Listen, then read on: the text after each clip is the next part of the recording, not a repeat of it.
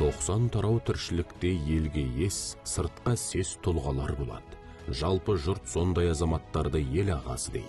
Сөзі мен ісі, іші мен тысы келіскен парасатты жанның ойы да, пайымы да бір қадам алда жүреді. Солардың бірі кісіліктің жейдесін кірлетпей, 70-ке жеткен Жоламан Спанов. Қызылорда. Жоламан Акбарұлы дәл осы топырақтың төл перзенті. Есімін кеудесі Кеніш Кеншімбай ақсақал қойған. Көнігөз қария аузы дуалы сөзі уәлі Жоламан бейдей беделді болса деп ырымдаған екен. Сол тілегін қабыл етсе керек. Бүгінде Жөкең баба аманатын бойтұмарлап ұрпағын ұлағатқа үйістірған азаматқа айналды. Мына мектеп коммунизм атындағы 43-ші мектеп, ал мынау біздің ата-анамыздың жері, үйі. Мынау үлкен ағасы Құдайберген Акбаровтың үйі. Одан кейін әкесінің үйі, қасында өзінің қолымен салған үйі бар. Қазақстан көшесінде. Жаңа айттым ғой, ауызбіршілікте, ұйымшыл, сондай шаңырақ болдық. Әлі де сол осы шаңырақты ағалары кеткесін, Жөкең біріктіріп басымызды шаңыраққа жиі ораламыз. Иә, қазақ үшін қара шаңырақ қашанда қасиетті ұғым. Ағашты қанша кессең де тамыры сау болса қайта көктейді. Сондықтан қара шаңырақтың отын өшірмеу ұлағатты ұл мен келісті келіннің қолында. Тәубемізден жаңылмасақ, тәуекелімізден тайынбасақ, кейінгі буынның санасына осы сөз сәуле боп құйылар сөзсіз. Жөкең қара шаңыраққа қалтқысыз қызмет етті. Аптасына бір соғып сәлем беріп кетуді дәстүрге айналдырды. Ендігі жерде осынау міндет кейінгі ұрпақтың мойнында.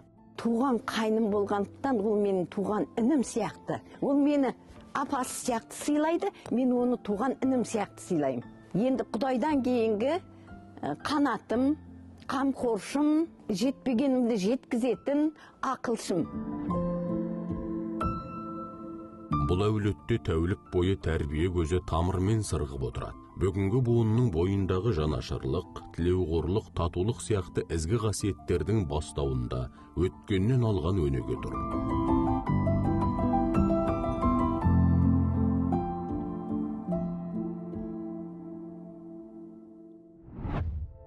Кезінде кең сарайдай көрінетін мектептің соңғы сарқын шағы осы. Сары үйдің ішінде тұтас бір буынның сағынышы жатыр. Қазір қарасақ, зымыраған уақыт ғимараттың іргесін біраз мүжіген, бірақ сол алақандай ортадан алатаудай азаматтар өсіп өнді. Сол шоғырдың ішінде Айтулы Акбарұлы да бар. Бірінші Б класына Дәмегүл деген апайға барып, бірінші класқа барған тұғымыз бәріміз бірге. Жоламанның жақсы оқитыны сондай, дәптеріміз жүретін ойкен бәріміз содан көшіретінбіз математиканы. Біз шығарамаймыз да Жоламан қалдырып кетеді, неге біз аламызда көшіріп алып, сосын қайтtan Жоламанға лақтырып жүретін тұғымыз математиканы. Ойлана қарасақ, кеше ғана сиясауытымызды, қаламсаптарымызды сумкамызға салып, зорға оны көтеріп, мектеп табалдырығын аттағанбыз, осы Жоламан бәріміз. Бірге оқыдық.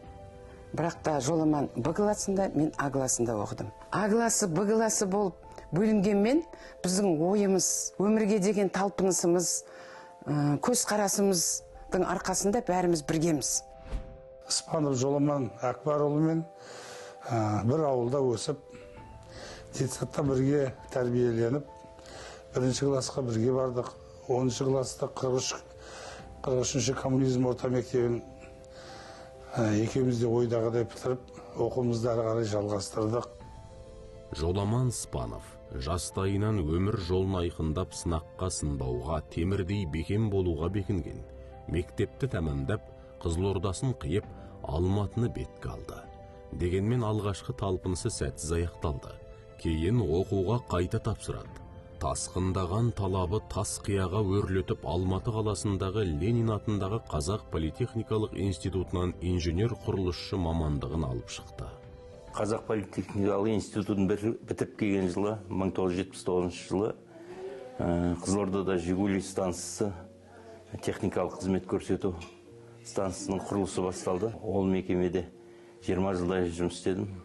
Қатардағы инженердің президенті, акционерлік қоғамның проектіне дейін жұмыс істедім. Жөкең елең алаң кезеңде Алпауыт компанияның аймақтағы тізгінін ұстады. Сонау кеңес одағы кезінде дүркіреген Тольятти зауытынан көлік тасыды. Машақатты жұмысты мінсіз атқарып кейін жеке кәсіпке кетті. Сол тұста апамыз менің балам президент деп айтып жүретін көрінеді.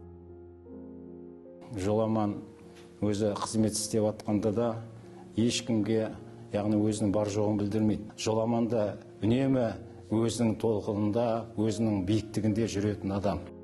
Адамды адам ететін еңбек. Еңбек есейткен кісілікті адам ардан туып қана арман қуады. Жоламан Спанов қаршадайынан маңдайы күнге күйіп, етімен еңбекке икемденді. Құрылысшы Әбдімәжит Жансақаловтың әңгімесі де осы ойды қуаттайды. Екі дос соңғы 20 жылда бір қолдың саласындай, бір атаның баласындай қарекет етіп келеді. 2005 жылы Жоламан мен басқарып отырған Дәнекер құрылыс компаниясына исполнительный директор болып келді. Қазір 20 жылдан асты. Екеуміз бірге бір салада, бір мекемеде қызмет істейміз. Біздің достығымыз, жолдастығымыз, бауырлығымыз ортамызда ешқандай әңгіме сөз ерген жоқ. Мысалға мен бір айға, 2 айға кетіп қалған жағдайда да Жоламан өз жұмысын жүргізе береді. Өйткені мен Жоламанға сенгем, ол да маған сенеді. Өзі бірін-біріне сеніп істеген жұмыс әрқашанда абыйырлы, жақсы шығады. Дәнекер құрылыс компаниясы Қызылорданың қалыптасуында қолтаңбасы бар іргелі еңбек ұжымы өткен 20 жылда 300-ге жуық ғимаратты ел игілігіне табыстады. Осыдан 10 жыл бұрын игеріле бастаған сырдың сол жағалауында да сүбелі үлесі бар. Ен далаға ел қондырып, 30-дан аса көп қабатты үйдің қан орталығының үстел теннисіне арналған спорт кешенінің құрылысын жүргізді. Жайлы мектеп Қазақстанда басталды.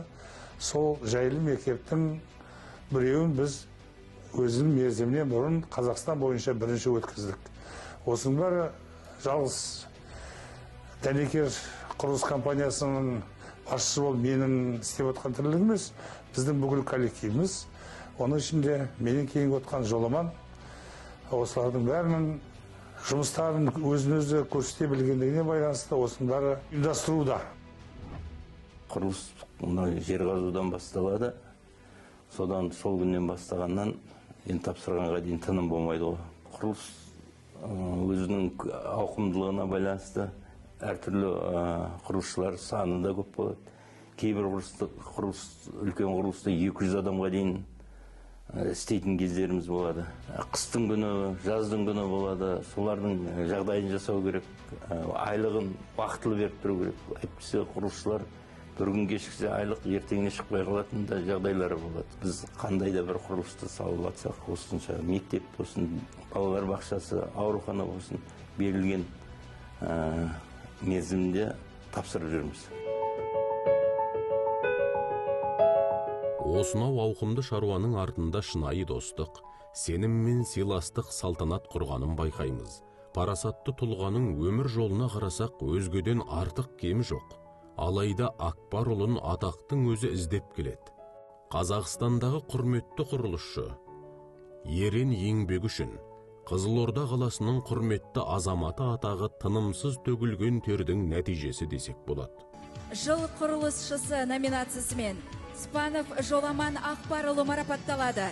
Дәнекер құрылыс компаниясы жауапкершілігі шектеулі серіктестігінің атқарушы директоры. Қарқынды құрылыс алаңына айналған аймақ экономикасының өсуіне атсалысып, Қызылорда қаласын республика бойынша ірі қалалардың деңгейіне жетуіне өз үлесін қосуда. Жөкең тұлғалық тұрқында, өмірлік ғұрпында сақталған адам. Осындай ұлы азаматтың арқасында парасатты әйелдің тұрары белгілі. Тағдыр қосқан қосағы Әсемгүл Мырзахметова мен жарты ғасырдан бері жарастығы жазылған жоқ. 4 ұл тәрбиелеп 4 құбыласын тең етті. Шыбық шағынан перзенттерін еңбектің қазанында қайнатты. Сосын жанамын дегенге от берді, шабамын дегенге ат берді. Тектілік тіні тәрбиеде деген. Тәубе деп айтайық, ұлдардың ұятқа қалдырған кезі жоқ. Екі ұл еншісін алып Астанада, қалғаны Қызылордада қызмет қылып жатыр. Кәсіптен нәсіп тауып, бүгінде түтіні түзу ұшқан шаңыраққа айналды. Берекесі асып, мейманасы тасыған бұл жандардың шуағына шомылмаған жандар кем-дегем. Ұрпағын Алатаудай тұлғасымен адалдыққа баулып, Қаратаудай қалыбымен қайырымдылыққа тәрбиелеп жатыр. Отбасылық дос болып та қанша қызықшылықты бірге атқарып, балдарын үйлендірді, онан әрқайсысы нәрестеге дүниеге келіп жатыр. Жаңағы тұсау кесу, бесікке салу дегендер болып жатады ғой. Соның өзінде барлығы сабырлықпен жүріп жатады. Оның да бір өтіп жатқанының бір себебі өзінің сондай кереметтей, әсемдей жан-жарын тауып алған деп ойлаймын енді. Қазақ құданы құда деп те атағаны меніңше осы бір құдайға теңеп барып қысқа иді қосып жүрсең құдай болады да қалады міне. Сол себепті де болу керек. Құда құдасын құдайдай сыйлайды деп айтады. Менің Жоламан Әкбарұлы Оспанов құдам 70 жасқа толып жатыр. Мен айтар едім, мына Қонаев осындайда бір тілек айтқан екен ғой. 70-те асып 80-нен секіріп, 90-дан тоқтамай 100-ге жуар деп, 100-ге жет деп. Мен сол құдам мен құдағайыма, қосақтарымен қосағарып бірге барсаңыздар деп тілеймін. Өмір сапар, адам жолаушы. Межелі жерге жеткенше өзіндік сүрлеуіңді қалыптастырып үлгеру қажет. Ас ішіп, аяқ босататын күніңді күрең өткізу көптің ісі. Бірақ ұрпаққа ұстын болу қабырғалы қайраткердің қолынан ғана келеді. Бұл ретте қарымды қабілетімен ілкімді істерге ұйытқы болған биязы тұлға бүтін бір буынның бағдаршамы болады. Кейбір адамдар болады ғой, маған енді өмірді қайттан берсе, мен былай жасар едім, шамалы өткен өмірге өкініш бар, кей-жерлерін дұрыс істемедім деген сияқты әңгімелер болады. Мен ойлаймын, Жоламанда дәл ондай өкініш, ондай әңгіме жоқ. Өзінің алдына қойған дұрыс бағытымен, баппен, асықпай жүріп анықпас дегендей, Әсем екеуі сол үлкен өмірде жақсы жетістіктерге жетіп жатыр. Алдағы уақыттарда сондай жетістіктерге жете берсін. Жоламанға, Әсемге денсаулықтары мықты болсын, туған күндері құтты болсын. Ұлдар мен ұлдарының немерелерінің бәрінің қызығын, қуанышын көріп, біздің алдымызда жақсы азамат пен азаматша болып жүре берсін. Мен тек қана оларға өзіме не тілесем, соны тілеймін. Жөкең енді досы жаным өте таза, көңіл таза жігіт қой. Адал, енді денсаулық, үлкен денсаулық тілейміз. Енді өмір жатқан баласы бар, немерелері бар, солардың қызығын көре берсін. 70 жас, өмірдің әр сәтін бағалай білетін кемел кезең. Ақыл мен сабыр қатар өрілген асыл шақ. Жоламан Акбарұлы жеке бастың пайдасынан көрі адамдықтың айнасын жоғары қойып, кемелдіктің кезеңіне келді. Ендігі міндет бұдан да ауыр. Енді алғадай азаматтан ақылман ақсақалға айналу міндеті тұр.